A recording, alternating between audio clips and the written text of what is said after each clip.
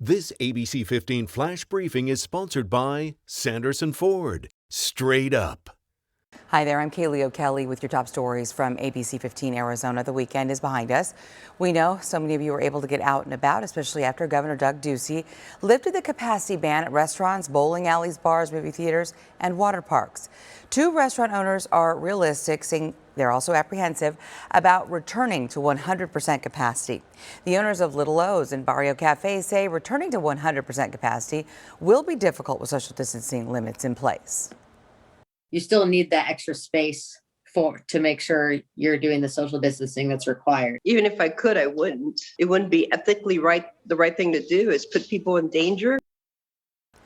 In his executive order, the governor blocks mayors and local jurisdictions from issuing, quote, extreme orders that would shut down businesses.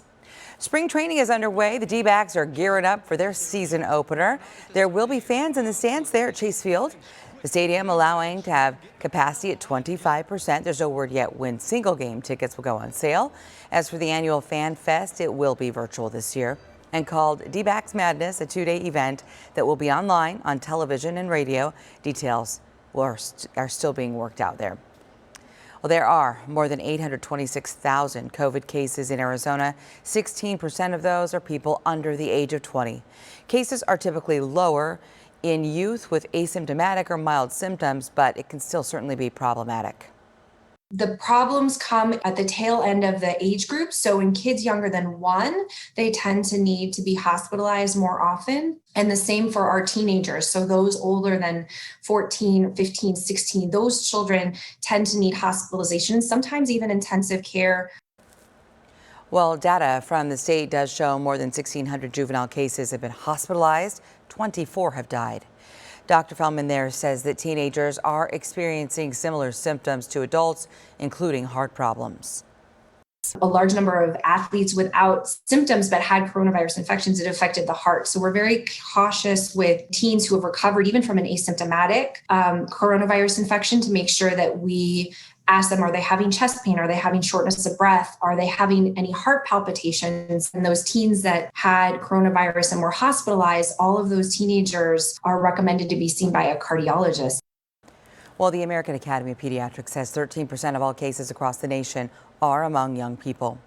University of Arizona announcing it's allowing fans at home baseball and softball games this spring. The softball team currently ranked second with a 12-0 season so far, while the baseball team has won 10 straight games. Happening tomorrow, a runoff election for Phoenix City Council. The runoff is for council districts 3 and 7. And now the candidates with the most votes will take office for a 4-year term starting in April. Early voting in this election has ended, but in-person voting is going on right now until Tuesday. And if you didn't mail in your ballot, you can still turn in your ballot, that early ballot, to voting centers. Boy, it is a brawl making national headlines. Have you seen this yet? A fight inside a Bath & Body Works, Scottsdale Fashion Square. Workers jumping in to try to break it up. Police say this had nothing to do with masks because someone cut in line. Officers criminally cite 2 women there. A statement from the company says they're investigating the fight. City of Tempe is about to celebrate a big birthday, and you can have some fun in the process. A scavenger hunt is going to be held for the 150th birthday, and it's history themed. This month's hunt is happening at the historic Double Butte Cemetery near 48th Street and Broadway. There will be 6 blue containers with historical photos, fun facts, and more. You can find clues on the City of Tempe's website. Good.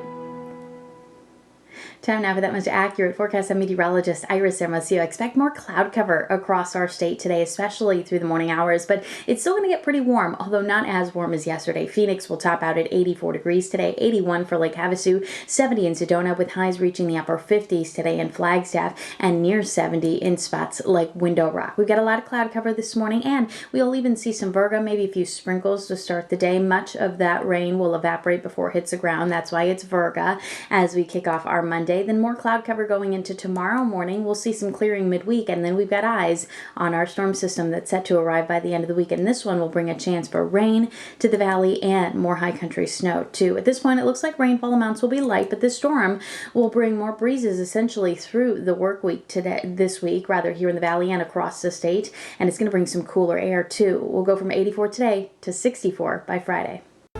And for the latest headlines, weather, and traffic, just head to abc15.com or download our free mobile app. Make it a great day.